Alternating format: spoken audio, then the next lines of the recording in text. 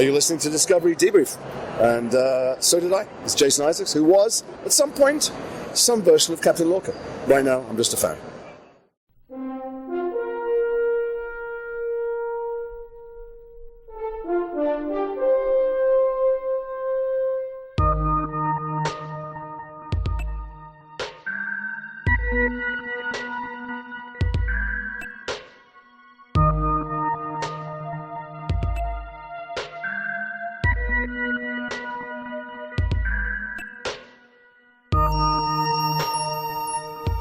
Ladies and gentlemen, welcome back to Discovery Debrief, a podcast setting a course to discuss the future of the final frontier in Star Trek Discovery, Star Trek Picard, Strange New Worlds, Lower Decks, and more. I gotta add Prodigy to that, too. There's so much coming out. It's hard to keep track.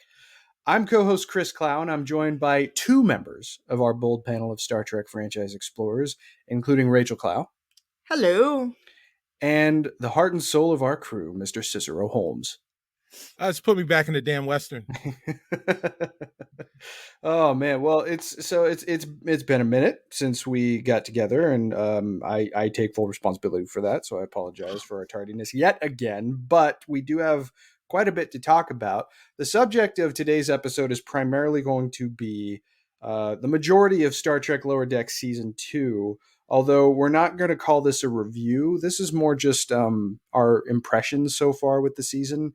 And Zachy unfortunately couldn't join us tonight, but he will be joining us for the next episode where we do actually review the season in full, where you can hear his full thoughts on that show. But no one has actually heard what Rachael has to say about Lower Decks yet, so I'm looking forward to getting into that.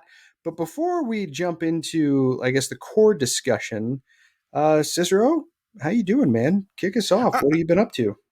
Hey, man, I've been great. I've been, watching a lot of TV. My stepson and I started an Orville rewatch. Oh, okay. Makes sense. He really loves the show, and in anticipation of season 3, before the season 3 trailer dropped, right? We started watching the Orville again, and it's a lot of fun. So it's a little bittersweet because one of the true unsung heroes of that show was a character voiced by Norm Macdonald, Yaphet. Yeah, and he's gone. Rest in peace, Norm Macdonald, man. Really underrated kind of comic. Yeah, agreed. But yeah. I was at least happy to see, just I guess for my own selfish reasons, that Yaphet's voice work was finished before Mr. McDonald passed away. Yes. So at least he will be showing up in that show in a role that he really did help. He's got such a unique vocal quality. You know, he started out as Death in Family Guy, and then for whatever reason it went to that clown Adam Carolla.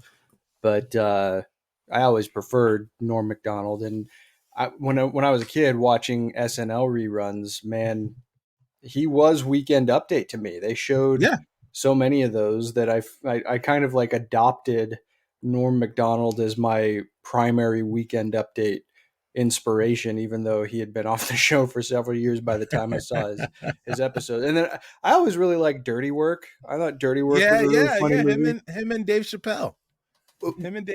Great movie. Well, no, Dirty Work was Artie Lang. Was Dave Chappelle in Dirty Work? Yeah, Dave Chappelle was in it. Dave Chappelle was the black dude in that movie. Oh, wow. It's been a long time since I've seen it. I'm sure that he would stick out now, but I mean, it was a funny movie, and I was just got enamored with his dry wit, and it was so biting, which I always appreciated. Right. So. But yeah, very well said. What else you been up to, man, besides a Orville rewatch? I've been, doing a lot of TV. I'm also on IMDb right now looking through the Dirty Work cast list, and I don't see Dave Chappelle. Maybe I've got it wrong. I'm not sure. They did another movie together, I think. But okay, maybe that's what it was. Neither here nor there. Neither here nor there. Dirty Work was the one where he inherits the money. It's he and Artie Lang. They grew up together, and Artie Lang's character's father needs a heart transplant, and they're trying to find a quick way to make $50,000 so that the doctor that can give the heart transplant can pay off his bookie. Oh, right. I remember that. I remember that movie. And that there was a different movie, that I was thinking. Christopher McDonald, Shooter McGavin played the bad guy in Right. Dirty Work. Yeah, so it's just a who's who of 90s comedy, But yeah, this has been Dirty Work Debrief. Right. Dirty Work. A movie I have never seen and have no opinions on. Rachel, how's that sound? Right. That sounds not like my cup of tea, Chris. Chevy Chase played the doctor that needed to pay off his bookie. Man, yeah. So, jeez. Yeah. There you go. But nonetheless, watching a lot of different sci-fi TV, getting caught up on a lot of different TV stuff, doing a bunch of video game stuff, doing a bunch of podcasts and stuff, living life, working, surviving, not catching COVID, staying in my house and staying masked when I'm outside of my house, even though I'm vaccinated. But outside of that, man, I'm here, I'm breathing. And I'm happy to be back amongst friends, which is the most important part for me. Absolutely. And we're happy that you're around and breathing too, because the world's a better place with you in it. Oh, man. Thank you. Rachel, you haven't spoken to the debrief audience, all 5 of them, in a very long time. Yeah. So what you been up to? I've been sciencing real hard. Yeah, professionally. Professionally sciencing. Yes. Yeah, I suppose so. Yeah, and parenting a toddler. And that takes up most of my time. She toddles. That it does. She toddles. She yells. Yeah. Does she say no yet? How proficient is she in no? She shakes her head. Yeah, she doesn't yell no or say no, but she shakes her head vigorously. You are 6 months away from maybe no not, proficiency. Maybe not 6 months, maybe closer. Yeah. And I don't know. I watched a lot of Love Island this summer. You did. You watched the hell out of Love Island. Yeah, I know, and I have many theories. Many theories about the differences between the America and the UK based on Love Island. Yeah, she watched both, folks. Well, I didn't watch all of the US version because it was bad. That was one of the worst seasons of any reality show I've ever seen. Nevertheless. I mean, it just imploded halfway through and I stopped watching. But I think that still qualifies you as a Love Island superfan, though, because you did watch both versions. There's also an Australia version I've never seen. Well, there's just a whole other probably a lot of cursing in the Australian version. I've heard the Australia version is pretty good. And you know what's interesting, though, is on the Love Island UK Reddit, they talk about how they think the US one has a lot of cursing. That's interesting. Because I guess in the US one, people say the word bitch, which I guess in the UK they think that's really, really rude. Right, to, that's call vulgar. Someone a bitch. But they say the C word like it's going out of style. They didn't really say it on. But I guess those would be the Australians. The Australians. Oh my gosh. In general media too, it's there are some differences in what is considered the varying levels of polite language. Well, yeah, I just the UK, people from the UK who watch US Love Island talk about how people are too direct, or they feel in the US we're really direct and really willing to say mean things, and yes. I mean I don't know, it's hard for me. Because to me, the US one, people are being normal, so it's or some version of normal. Brits are more about sarcasm, I guess, than they are about actually coming out and being direct about something.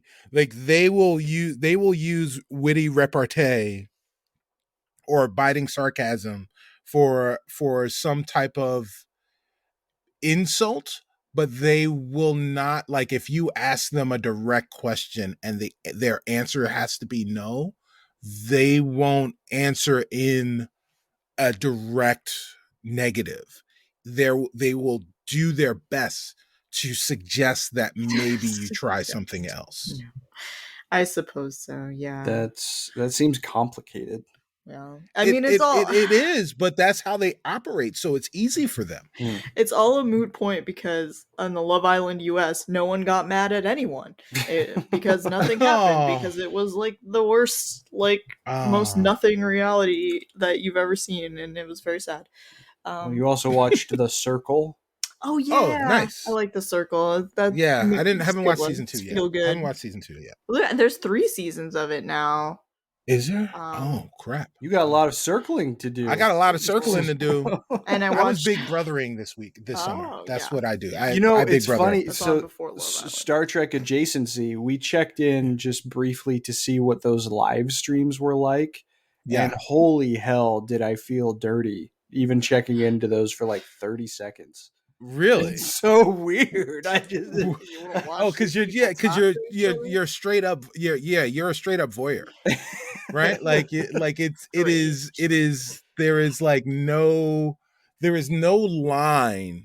There's like no delineation between like who you want to be and who you actually are at that point. Right. You are watching. It's and to bring it back to Star Trek, it's one of those classic episodes where the away team winds up in one of those zoos. Yeah, right, sure. That's what Big Brother is. Yeah.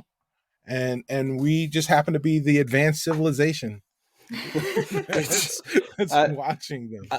Look, I get it. It's just it's strange, and I don't understand how it works logistically. If you're always having a live stream, then how do the producers like chop up episodes? If people can see live what's actually happening, I assume that whatever is happening now would be an episode in like 2 or 3 weeks, unless they just turn them around. No, there are 3 episodes. There are 3 episodes a week, so they turn those around very, very quickly. Oh, okay. Love Island they do within 24 hours. Right. Jeez. So like they're able to edit.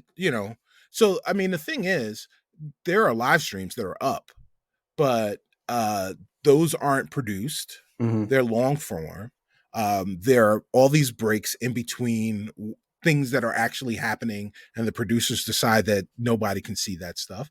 And on top of that, like not everybody's watching the live streams the entire time. Yeah. So they take the meat and they put together like 30 minutes of live stream stuff plus whatever the task or whatever the competition is for that particular episode, and they throw that in there with some music and some flash and pizzazz, mm-hmm. and there you go. There you got 43 minutes of TV. Well, I guess so. Flash and pizzazz. It's got to be in there. It must be working for him.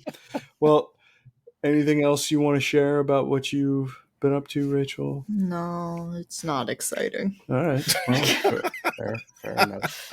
On my end, I mean, it's I live with Rachel, so it can't be abundantly different. Although, I've been doing more with my comic book collection.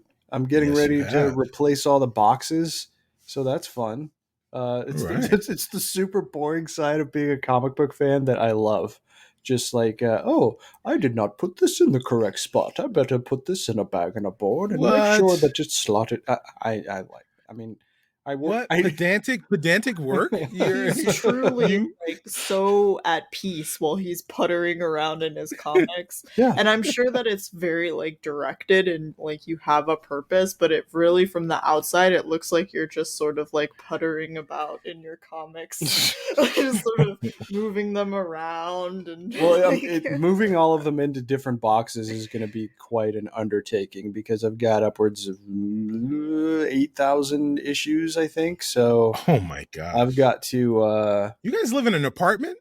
Yeah, the baby's closet right now is comic book closet, so that's she doesn't have her clothes are small, so yeah, so she doesn't need that much space. But on also recently, I have been looking forward to this past Friday for a very long time because that was the day that a little video game named Metroid Dread was released for the Nintendo Switch, and Yes. wanted me a new Metroid for a very, very long time, and I finally got it, and it's just absolutely joyful.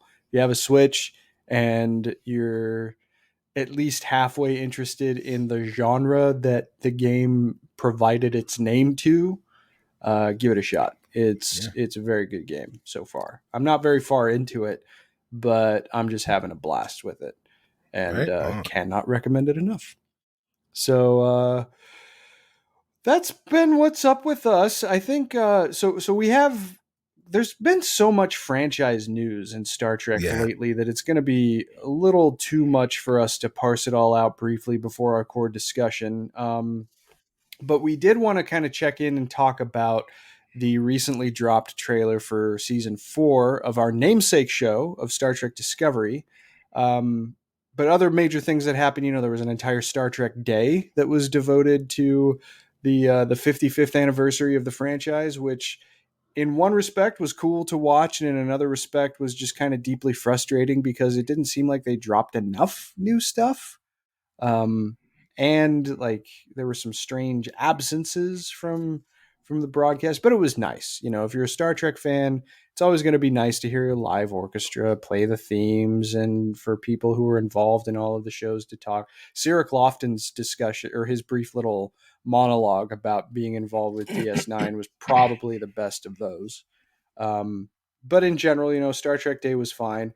It was announced this week that we're recording this right now on Tuesday, October 12th, that Star Trek Strange New Worlds Season 1 has wrapped filming.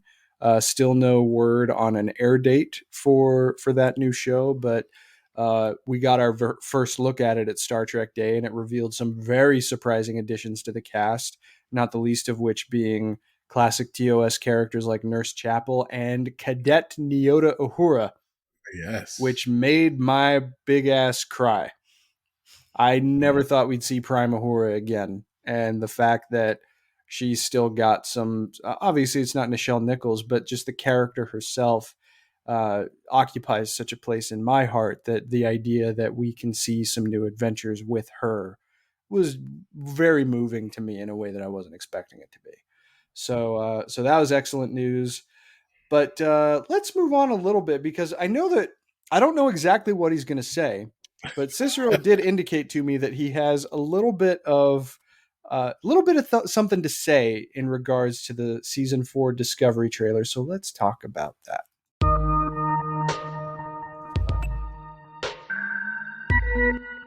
So this is the first season, really. I mean, I guess technically the third season they were totally cut off, but the adjustment period is over. Now the crew of Discovery has a home in an entirely new century that's far removed from anything else that we've seen in the franchise. They have effectively totally left the 23rd century behind. And in the fourth season trailer, it looks like there is a new threat that the crew of Discovery is going to have to encounter. There are still a lot of the complex relationships between former Federation worlds and the existing regime, and Navarre, the world of the Vulcans and the remains of the Romulans.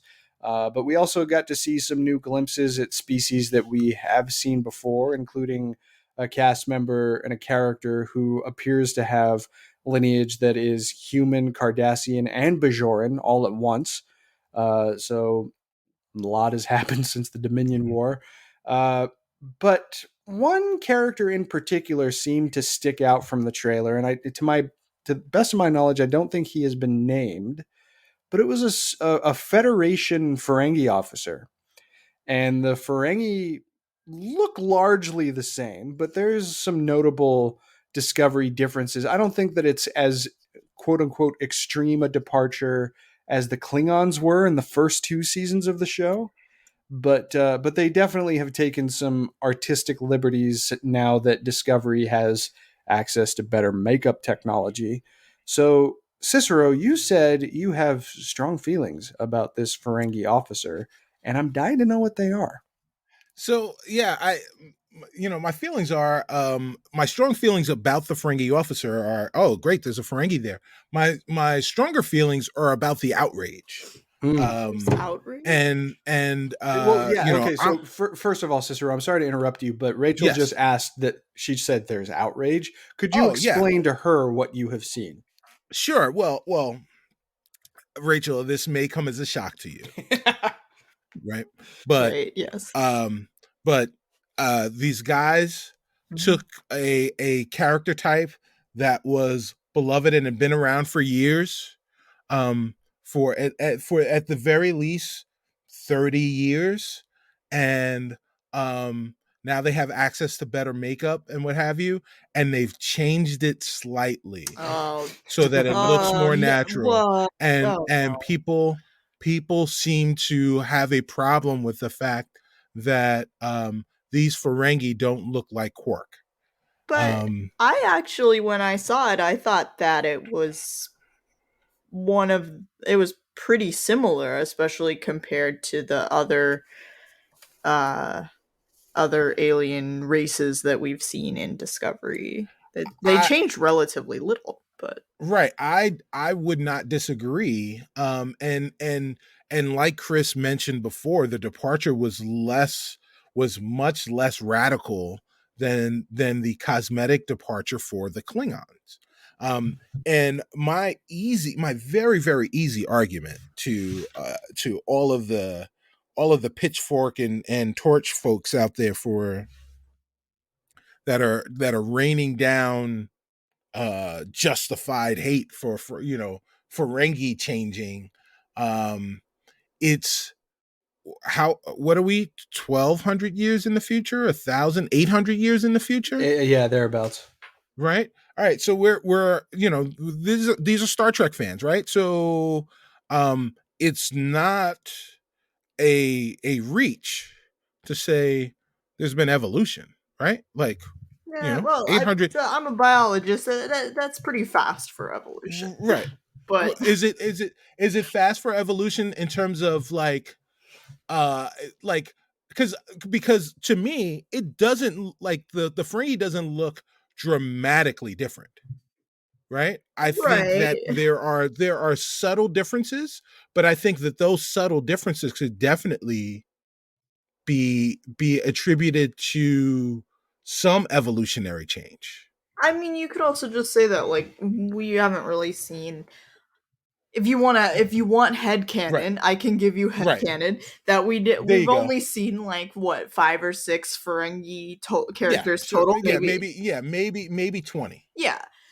Maybe So 20. Right. maybe we haven't seen the full diversity of all of the Ferengi that exist. There you I go. mean, There you if go. you saw only 20 humans and they were all white, Caucasian of Right. European ancestry, you would be missing an extraordinary amount Right. of what humans look like, right? So, Imagine the world where someone is rebooting Flark Trek in and they've found some alien humans, and then all of a sudden they cast a black dude, right? Like yeah. the alien Twitter would be going crazy. What is this? They changed the look. They changed it. Ah! Yeah, so if you want a headcanon, there it is. Like that's There you go. There a you go. different looking Ferengi.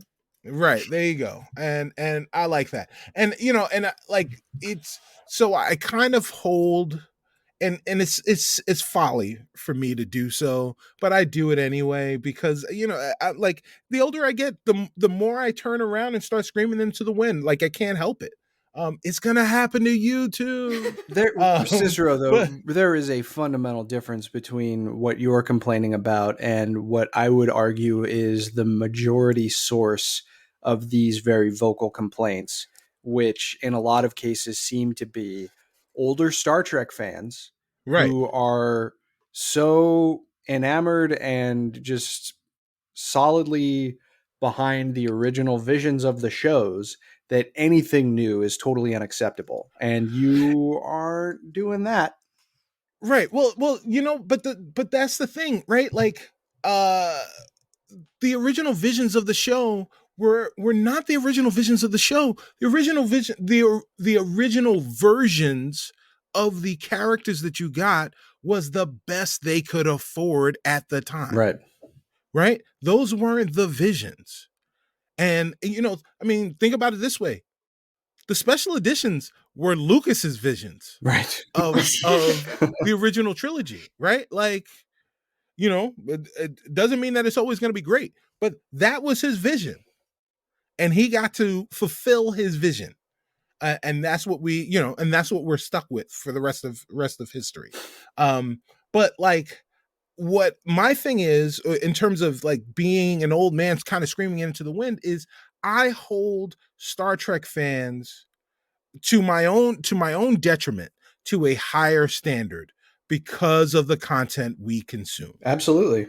Right? Like, so I would expect that we wouldn't get hung up on the fact that the Ferengi look different because, as Rachael said, right? Like there are the percentage of people that are like true scientists like Rachael that are also Star Trek fans is very, very high, right? That Venn diagram is very, very high. Yeah. And so amongst that group, they can easily explain, like Rachael did, that we haven't seen enough biodiversity in Ferengi over the course of our time knowing that species to know exactly what all Ferengi look like. Done and done. Why complain? Sure. Right? And the real reason is, hey, we've got better makeup. We can make them look better. Right? They can make them look more realistic.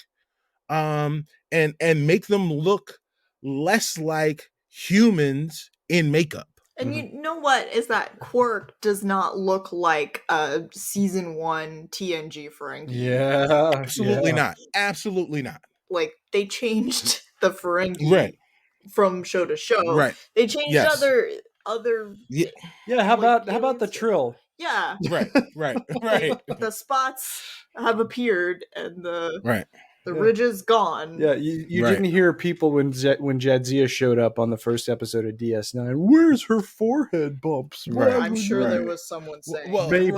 Yeah. You didn't hear it because there was no Twitter. Yeah, fair enough. And that's what, and to be fair, part of the reason that we're watching Star Trek today, and TNG didn't get canceled after the first season, is because there's no Twitter. There was no Twitter then. If there was Twitter back in 1989, Star Trek fanboys would have gotten TNG canceled, and we'd have no Star Trek going forward. See, I wonder though, just because it seems like the anti-current Trek fervor is so inflamed at the moment.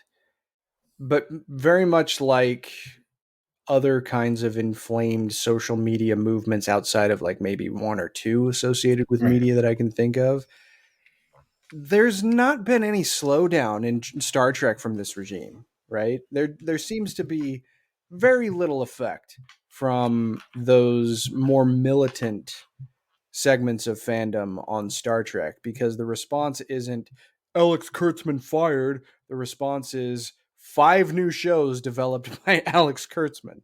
Right. Well, that's So, but that's the thing is like, there is so much now because Paramount is trying their best to turn, their streaming service into the Star Trek vehicle, the same way that Disney Plus is the Marvel Star Wars vehicle.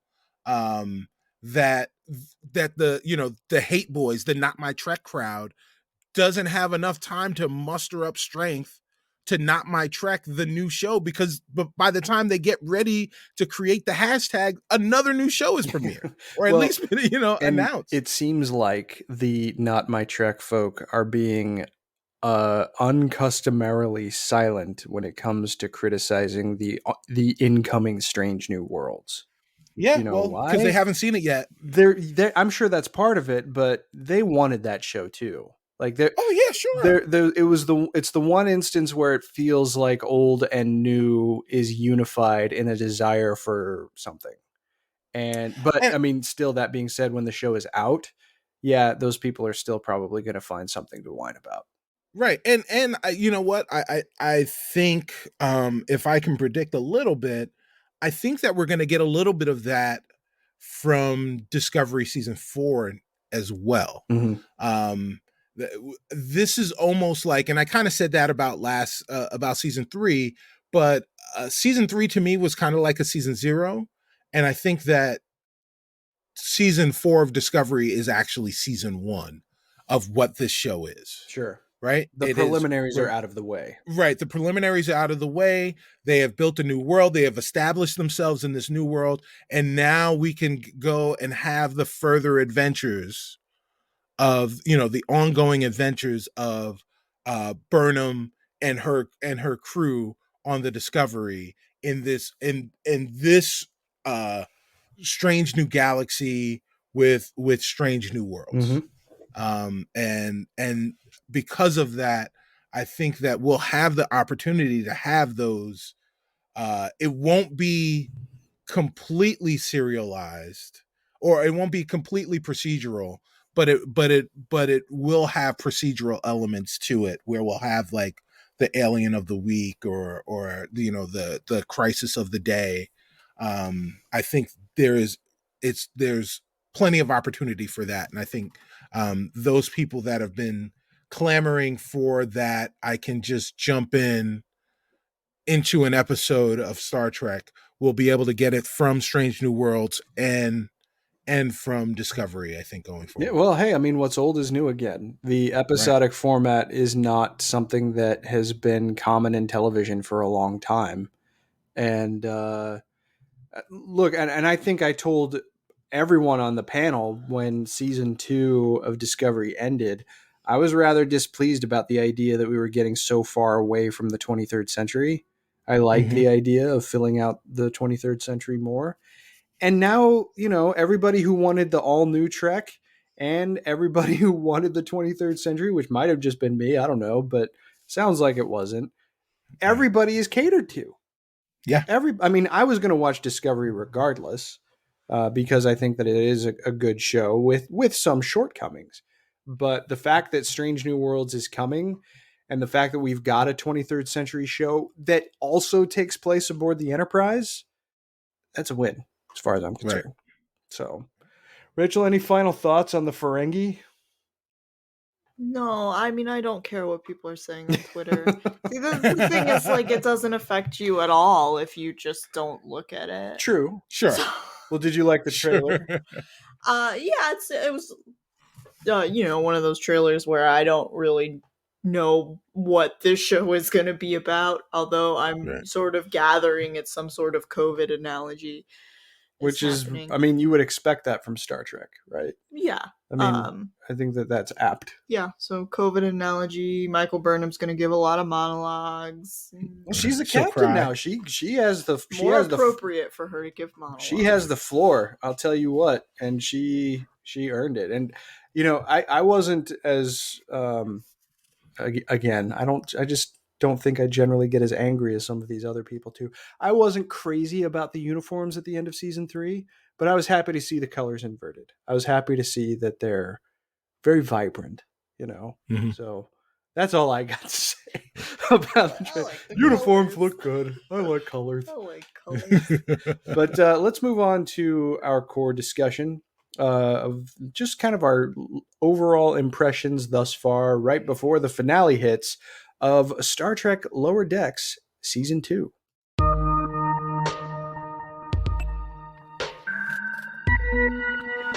So the last time we got together to record the show, Cicero and I ran solo, and we discussed just the first 2 episodes of Season 2 of Lower Decks.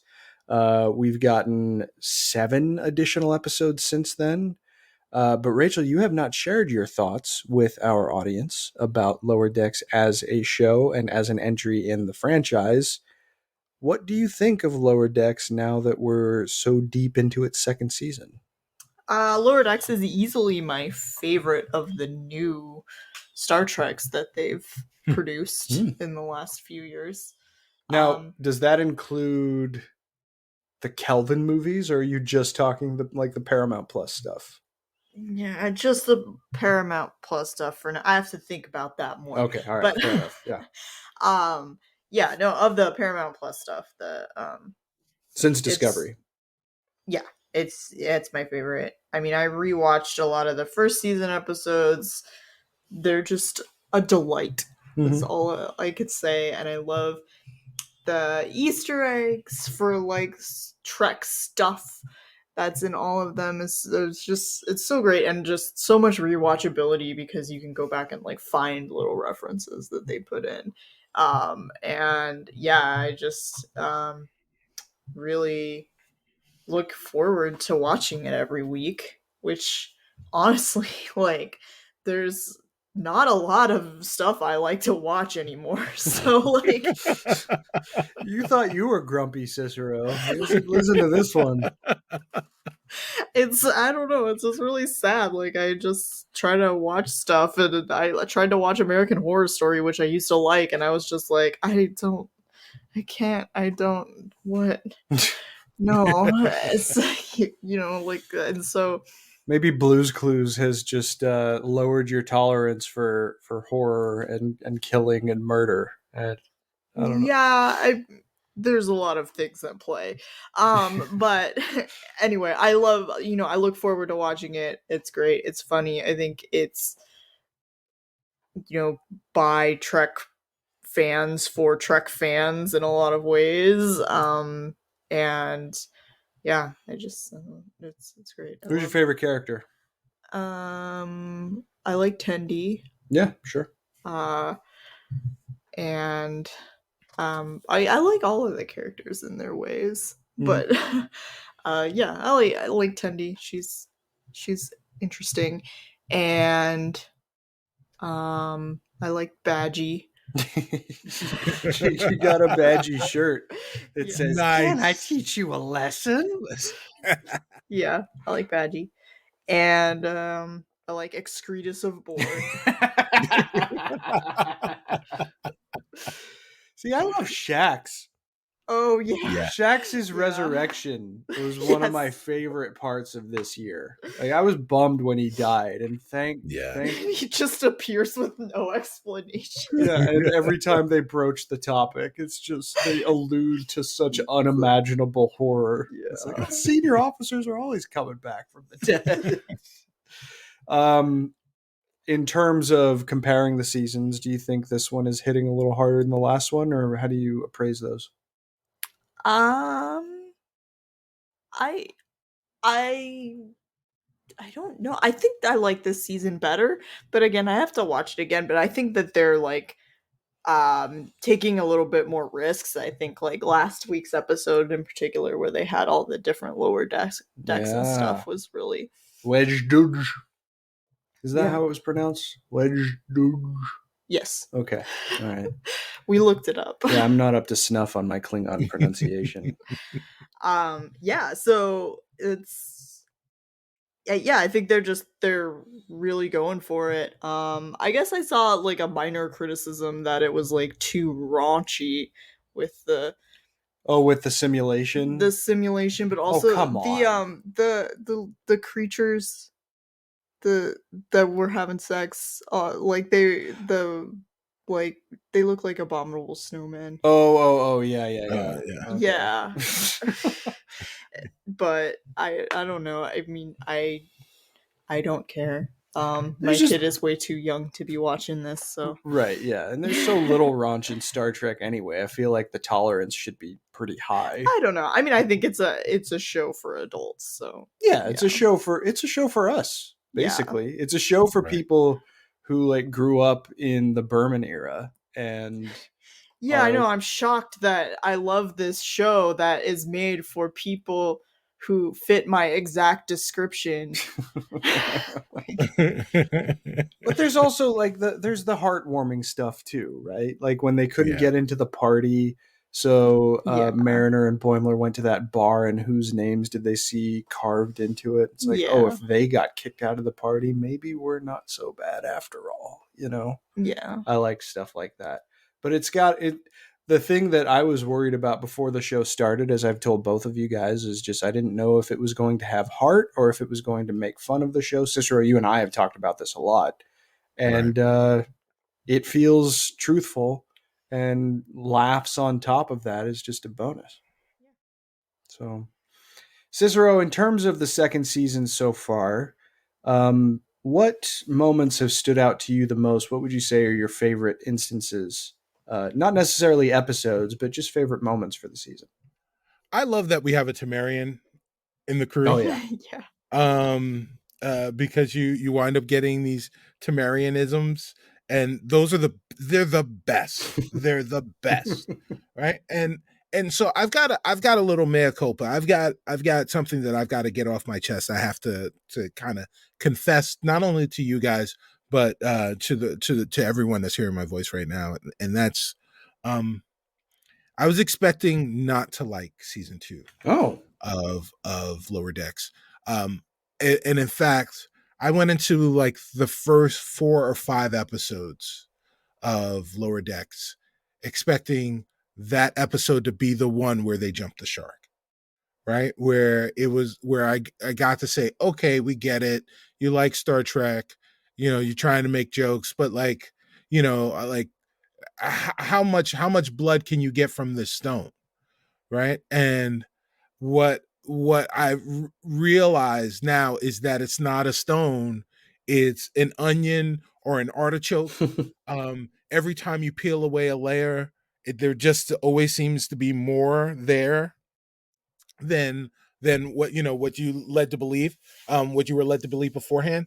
It is like Rachel said, hashtag Rachel was right. It's delightful. It's delightful. And you know what? Like I keep trying to figure out if this is a show that, like, if I had a friend who loved adult animation, they were fans of Family Guy or Rick and Morty or any of the adult, kind of adult animation, American animation shows that are out right now, but we're not Star Trek fans. Would they like the show? Can they get enjoyment out of the show? And the answer really is yes. Mm-hmm. Right? Or at least I want to believe that the answer is yes, because there are things that there are things that happen that are funny things that happen that have nothing to do with Star Trek. Yeah.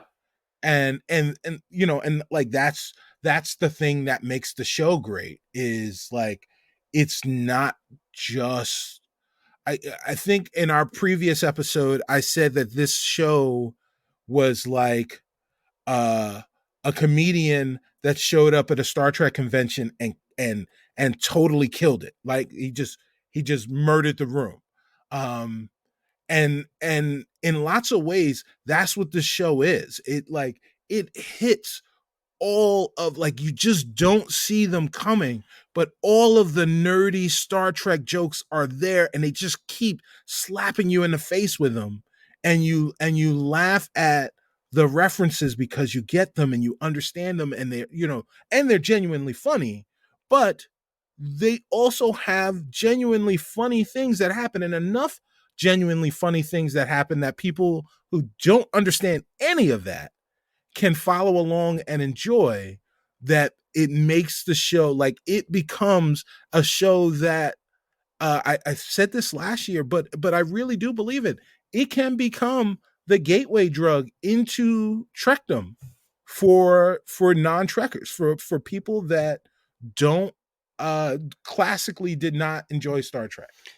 Absolutely. Well, even just hearing you say that, the thing that immediately comes to my mind, I mean, we've talked about the Orville a lot on this show. Right. Lower Decks seems to be following a similar kind of pattern, but Absolutely. in a potentially more truthful way. And I don't mean truthfulness to Star Trek, because obviously an official Star Trek show compared to a non-official Star Trek show, there's a degree of separation there. But I feel like the humor in the first season was more overt, whereas the humor in the second season extends from the situations that the characters are put in, and the situations that those characters are put in are just very Star Trek. So weirdly enough, while the second season is also, I think, funnier than the first one, it also feels like a more truthful extension of the franchise in traditional canon explorations, right? Like you're getting all of these Easter eggs, which are fun for us, and they're sources of humor for people who have absorbed the franchise for a really long time. But you're also getting these stories of how the camaraderie works between members of the crew, what the ideals of the Federation are, and how the crew tries to take those forward. And also, IDIC, infinite diversity and infinite combinations, a core tenet of Star Trek philosophy, if you want to call it that, most visibly explored in the most recent episode of the third season. Wejduj, by the way, means three ships, and that's what most of that episode took place on. You got to see a Federation ship, obviously, the Cerritos. You got to see a Vulcan ship and a Klingon ship. You also got to see Pakled, clump ship Pakled, but that wasn't really as much of a problem. And then at the very end, you saw the lower decks of a Borg cube. And that, I think, is a perfect example of humor that is, it's not like they were turning Borg drones into bros who laugh on the lower decks. No, the joke was the lower decks of a Borg cube are silent and boring. And it's funny, it's funny. Right. That reminds me, weirdly enough, one time when I went to Star Trek The Experience in Las Vegas, there was a line backed up into one of the rides. And one of the cool things about the experience was that you got to talk to quote unquote aliens. They had performers dressed as various species from the franchise. And Commander Chirok, who was a Klingon, went to the front and he just started telling jokes. And one of the jokes he told was, "How many Borg does it take to change a light bulb? All of them." And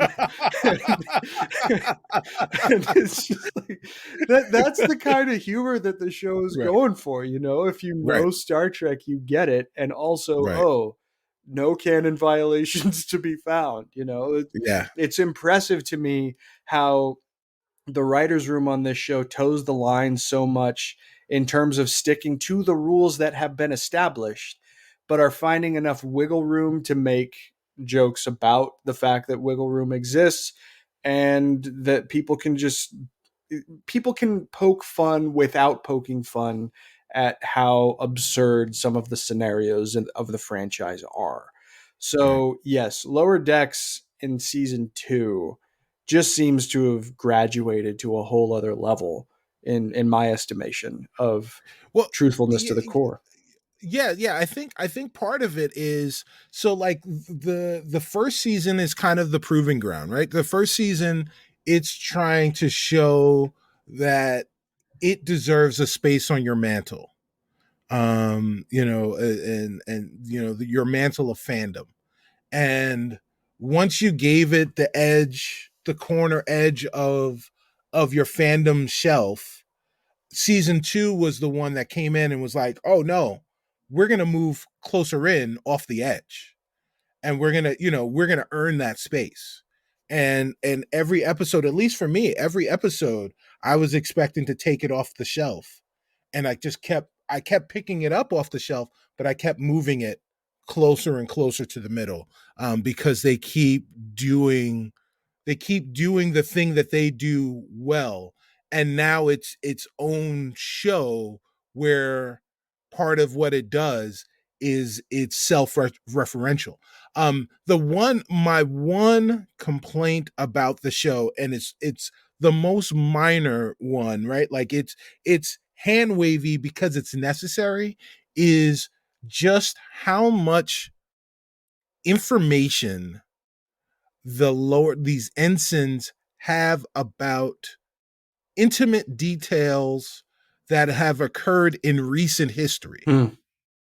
Right? Like they know things about, what Picard has done, and like all this stuff it seems like common knowledge, like, how much, like, it's common knowledge that Riker plays the trumpet and trombone, the trombone, right? Like it's like that is, well, he makes a bunch of jazz jokes on the bridge, man. I mean, well, he does make a bunch of jazz jokes on the bridge on the Titan, but there are people on the Cerritos that are talking to Boimler about how much Riker plays the trombone. So like those are things that again, if there was a critique that I had to make, that would be my critique. And I think of critiques to make, that is the most minor and most pedantic that I could possibly get about, with a critique, because it's necessary as a vehicle for the comedy. Sure. I will Right? also Like they have to know that stuff. counter that a Yes. little bit. Okay. Coming from academia, where there's a Yes. a hierarchy, there's a professors and there's the rest of us who all work for the professors, and the Right. amount of information that gets shared about the professors' personal lives is a large. Because you're just like, hey, this guy over here, I heard they were a truck driver before they. Yeah, so Yeah. Mother truckers.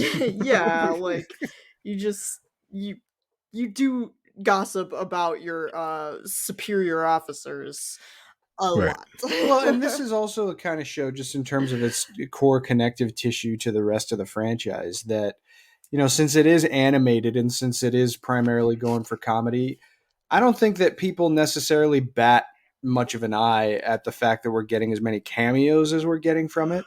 Sure. Like obviously Captain Riker started off the season because of how the first season ended, which was still awesome, and it was still great. Amazing. Titan, and I hope that we haven't seen the last of him. But also, Tom Paris showed up, both as himself and as a hallucination on a collector's plate, which was great. The Excretus episode of the simulation, that was actually Alice Krieg who was voicing the Borg Queen. Wow. And that was awesome. Oh, your skin isn't very good. You need to drink more water. And it's like a Borg Queen is lecturing Boimler about skincare, which simulation. Still funny. And then there's more to come. I'm not going to spoil it for anybody. I told Rachel already, but so sorry, Rachel. But there is I'm used to it. A more minor character that appeared in an early TNG episode who's going to be showing up in the season finale, which is cool. And it just kind of shows that broad-based, in-depth perspective that this show brings to the franchise. And I love that stuff. There's just so much to love here, and I can't fathom well, that's not true. I can fathom why people take issue with this if they feel like Star Trek needs to be just one thing. But for those of us who are at least okay with the idea of the franchise exploring new territory, new genre territory like this, I'm not sure if you could get much better. Yeah. My biggest concern still is, how are they gonna, how long can they find the funny? So your guard is still up, basically. Because it can't be this good for they can't. They could, right? Like, these characters are now, they're fleshed out enough that we can follow their stories and the stories of this crew. The Cerritos is a ship now, and so there can be episodes about that. But how do they keep finding ways to add more inside jokes? They can't get in any further inside baseball, and that's what I'm like. That's part of the charm of this show, is being able to watch it and find the Easter eggs. Well, that's part of it too, man, is that, this franchise just celebrated its 55th year. Right. And I mean, this season brought out references to the animated series, which certainly doesn't happen very often. I still think there's tons of material you can mine from TOS for comedy that has not been touched yet. Honestly, it feels to me like, what's the limit? Well, maybe if it went on for another 5 decades, they might exhaust material, but there's so much material that is out there for this series to both lampoon and to also extend, ideally both at the same time, since the show has demonstrated that it's good at that. That the runway could be pretty far into the future, especially considering this is a half-hour show and you Right. only get 10 episodes a season. Yeah. Well, let's hope you're right, and my worries are unfounded. Well, but because I hope it lasts as long as it possibly can. I'm certainly not going to challenge your concerns, because making a TV show is hard, and All shows kind of jump the shark at some point. Yeah, at some point, yeah. absolutely. So it's just a matter of when. I mean, Absolutely. well, I would argue Right. that Star Trek never has, but and that argument would be Well, wrong. Star Trek is weird in that the shows seem to be bad at first and then get better a lot of times. Yes, until that is you true. cut off a show at its knees right when it was starting to get good. Yeah, right? Yeah. Well, they did that one time. But then you also wind up with those middle seasons where you're like, wait, who? What? Yeah, I guess. I mean, know? I guess season 2 of Enterprise kind of strikes me Yeah. that way. Who's the doctor now?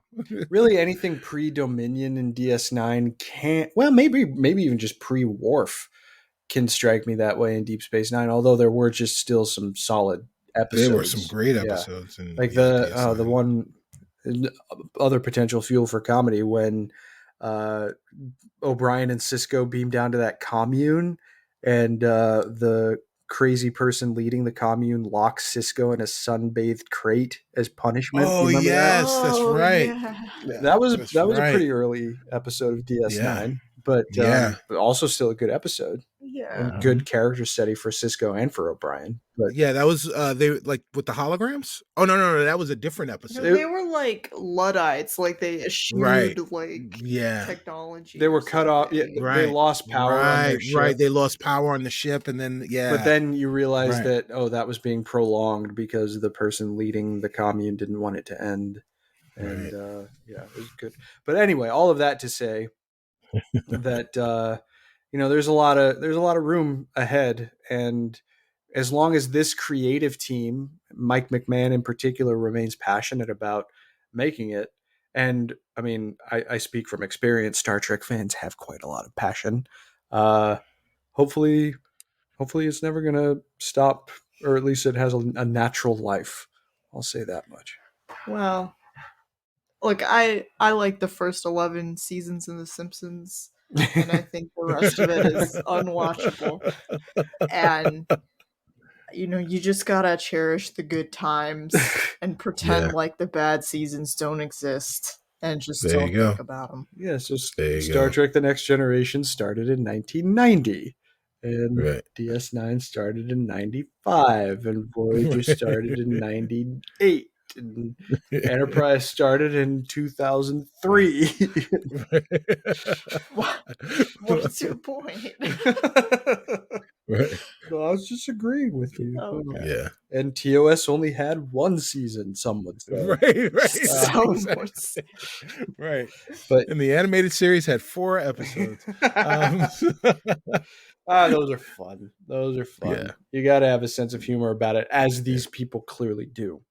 Yes. So, well, that's good, guys. I'm glad that we all are enjoying the show, and I hope that those who don't find it in their hearts to give it another chance at some point, because I understand the inclination, because I generally take the franchise pretty seriously, because it's important to me, but I don't feel like I'm being talked down to at all on this show. If anything, I feel like it's a show made by people with very similar sensibilities to me and my friends, and finding something to laugh about without laughing at it is fun.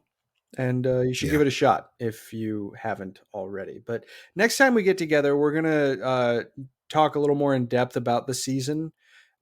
We've talked kind of more in spiritual terms about what Lower Decks means to the broader Star Trek franchise, but we'll get into it. We're going to have Zachy back to discuss the entirety of season 2, since it's going to be in the rearview mirror after this week. And then after that, it's going to be full steam ahead. We're going to wait until season 4 of Star Trek Discovery drops next month from the time we're recording this, which is going to be here before we know it, I'm sure. Yep. I wish I could give you a commitment that we're going to have regular episodes out when new episodes of Discovery drop. Unfortunately, our own lives are too chaotic to make you that promise. But what I can promise you is that all of us are very much looking forward to a new season of Discovery. We're very much looking forward to all sorts of Star Trek to come. And even if your feed doesn't have an episode from us in it as constantly, certainly as we would like, we are still going to keep on going with this as long as everybody remains interested. And I think everybody has. So if you'll keep listening to us talk about Star Trek, we'll keep talking about Star Trek. Sound okay? Yeah. Hope that sounds okay to you. Cicero, any final thoughts before we dismiss here? Yeah, I have one final thought. Probably before we record our next episode, or at least before it makes it to people's ears, hopefully our good friend and occasional co-host, Sharif Jackson, will have, him and his wife will have had their first child. Ah, yes. And I would be remiss if I did not take the time from Discovery Debrief, from our bridge crew, to say that we hope that everything went well, and that we love you, and that we are incredibly happy and proud of you for bringing a new life into the world, and the world will be better for it. Absolutely. Very well said. Congratulations. Yeah, congratulations. We wish you clear horizons, as a There you mutual acquaintance once said. In a movie not many people like, but it was a good thought. Well, Rachel, any final thoughts? No. Okay. Figured I'd ask. You never know. You never know. Well, thank you, everyone. That's going to do it for episode number 61 of Discovery Debrief. We hope you enjoyed the show. And if you did, please like and follow us on our social media channels. And if you'd be so kind, we'd also appreciate it if you wrote a review for the show. It only takes a minute, and we'll be happy to read your review on the air when it's posted. If you have any questions, you can follow the show on Twitter at DSC Debrief, where you can also find all of our individual Twitter handles. And feel free to send us questions through Twitter, our Facebook like page, or by emailing us at hailingfrequencies@discoverydebrief.com. Presuming that Facebook is still a thing when you hear this. Oh, God, I wish. Please be sure to set your courses for this feed for future episodes, and be sure to join us next time as we discuss the entirety of Star Trek Lower Decks Season 2. As always, though, until we meet again, please go boldly, my friends.